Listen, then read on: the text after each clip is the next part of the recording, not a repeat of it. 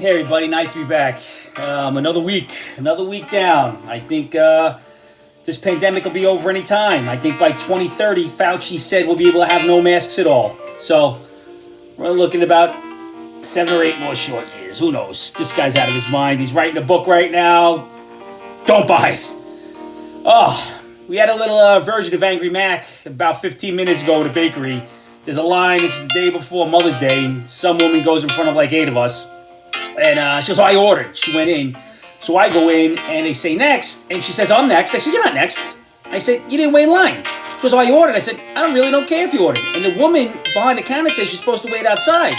She said, I ordered. I need my stuff. I have a lot of things to do today. I said, we all have a lot of things to do. I said, you need to wait your turn. Your people have been waiting. Then she turned around to me and she said, oh, you're a good man. And you saw a bit angry Mac. I apologize to the people in the bakery, but I am not sorry for yelling at her. How dare she? Like her problems and her day is better than anybody else's. This is what's wrong with the world. Everybody is too damn selfish. How about you think, what can I do for another human being? But I digress. I want to start off with the media. The media. For the last year, we've been hearing about George Floyd, rightfully so. But for every single article, media, all you hear is white officer, black man. White, black, white, black. They want the race war. However, very sad note, a courageous officer, Taskos, I hope he says his name right. I'm going to put a link at the bottom for his GoFundMe page. It may not be there right away, but I'll have it on. Was callously run down by a drunk driver. Okay? Drunk high. But here's the kick. She was a black woman on a podcast like this talking about how she hates police. Hates police. Don't care about their family. Don't care about them. Don't want anything to do with them. And many more nasty, disgusting things.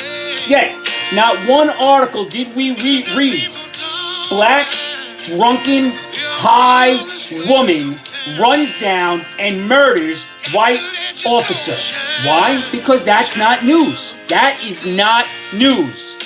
I guess nothing drives media and ratings like a good old-fashioned race war. It is disgusting, and this woman should go to jail forever. Forever. She's sorry. You know what she's sorry? She's sorry she couldn't get away and crashed into something else and was apprehended. Don't bullshit me, lady. Come on. Let's get together in the world and get together for everybody, all races, genders, nationalities, I don't care. Treat people with respect. Oh, I am a little worked up because of my incident in the bakery. Try to let it go. But I can't, because people keep bringing me back. His name is Kevin Edelman of East Meadow. This genius wanted to know why the police, in a high tense situation with people of color, just people of color, mind you, can't use tranquilizer darts, net guns, stun guns, and shoot at their legs. I don't know, maybe we should call Star Trek and get those paralyzation guns, freeze rays, who knows?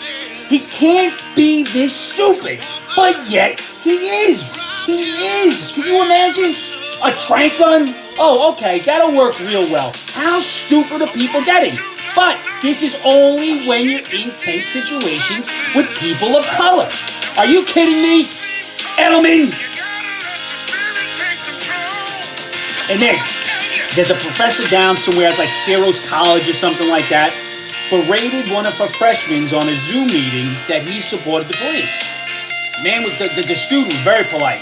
I wouldn't have thought he was 19, 20 years old, very polite, well-spoken. He said to her, he said, what would you do, who would you call if somebody was outside your door trying to get in with a gun or a knife? She says, not the police. He goes, who would you call? I was just waiting for her to say, that's the job of a social worker. These people are insane. Full of hateful police officers. Why? I do believe they are heroes. Are there bad officers? Sure. Are there bad people? Sure. But in general, officers go out there every day, put a bulletproof vest on, and work for you. They are heroes. They are heroes. And then we have this other numbnuts berating an officer, trying to set him up for something. I'm just curious, when did it become fashionable and in vogue to berate, video, and resist arrest? Because it never seems to work out for anybody. Never. What happened to the days of yes sir, no sir, sorry sir? What happened to those days? We need to go back to those days. That's the normal we need. Please, give me a break. I just see very irritated today. It didn't start out well. Now, back here in New York, Cuomo's been relatively quiet. He's been relatively quiet because the sexual harassment is up there in the news once in a while. But he did say he's going to run again. The sexual harassment, abuse, or allegations, not going to stop him. I can tell you, I'm with the Me Too movement. Me Too believes he should be in jail. How about you? Now, Mother's Day is coming up on Sunday. Mother's Day may not be the new day. The new day should be Birthing Parents' Day, according to some other numbnuts. Birthing Parents' Day. So, let's throw everyone who adopted or everyone who took a child in is considered a mother and they don't count. Birthing parents. What is a birthing parent? A birthing parent needs a uterus, vagina, be able to manufacture eggs in their body. They need a different set of equipment that women have. Mothers. I am not going to go down that path to birthing day. You have a happy Mother's Day if you are a mother. And if you aren't a mother, tell your mother, Happy Mother's Day. Give her a hug and tell her you love her. Not I love you too. I love you, Mom. Because moms are also heroes who should be held up here a little bit on a pedestal. They are awesome human beings. They are mothers because they're the stronger sex than men. I couldn't have a baby. I'd be crying like a baby. Forget that. I don't want any pain at all. Much, much stronger than I am. Oh my gosh. Whew. Now I was reading something and a gentleman was talking about his new job. And he said he was insulted because people keep saying you must like working with your hands. And the insult to him is that may mean he's not very smart. No, you dummy. You're not smart because that's what you thought. People who work with their hands usually enjoy working with their hands or else they don't do it. I'm not a mathematician because I don't like math. I don't want to work with my hands because I hate working with my hands. I don't want to do it. Simple choice, you dummy. That's why you're stupid, not because you work with your hands. Give me a break. Once again, the world is going insane. Now, apparently, Dinger and I were wrong about these knife fights. There was a knife fight that was broken up by the police in Uniondale just a week ago. Two women, one in their 30s and one in their early 40s. So, as Dinger said, never too late to learn, had a knife fight and was broken up. But I'm not thinking that's the norm. I'm thinking that's either cultural or feminist. I don't know. One of those things. Still haven't had the knife fight. Haven't took up the hobby. I'm going to start YouTubing videos. How to win a good knife fight. Don't know. Dinger's right. We all need to learn apparently because it is now in vogue. It is the new black. Now, why exactly do I need to have difficult conversations to grow? Is this something I keep reading? This can't be real. I don't want to have difficult conversations because I don't want to have them. I don't want to have to think like that. You know, difficult conversations. Difficult conversations at my house at dinner time is, what do you want for dinner? What do you want for dinner? How about you? Do you want to go out? What do you want? That's the only difficult conversation I want to have. That's it. Nothing more. Now, here in New York, once again, vaccinated versus unvaccinated. So now if you go out to different venues and you're vaccinated, you'll be able to sit and congregate and be together. And if you're unvaccinated, you have to sit somewhere else. In days past, we called that segregation. Now they're calling it incentive. So, vaccination versus unvaccination is the new segregation. I don't know. Somebody better tell the minorities. It is replacing segregation, which we don't want anyway. Isn't this we've been fighting for years and years and years? Come on, Cuomo, you dummy. Oh, my gosh. So, I appealed my Twitter ban, and they did respond. They sent me a nice email. You could do this, you could do that. And they gave me a phone number to call. So I call the phone number, and then the phone number doesn't take customer complaint calls. So I think they're teasing me. Because even more, they send me a follow-up, say how to activate your account. So I'm thinking, all right, somebody listen. So they say, what's your phone number? Boom, put in my phone number. Then I hit the next link and it says, oops, something went wrong. This page cannot load. They are messing with me now. Unbelievable. I do give them a little credit for that because I did find it funny. Twitter. I'll get back on one day and I'll be back on as Angry Mac.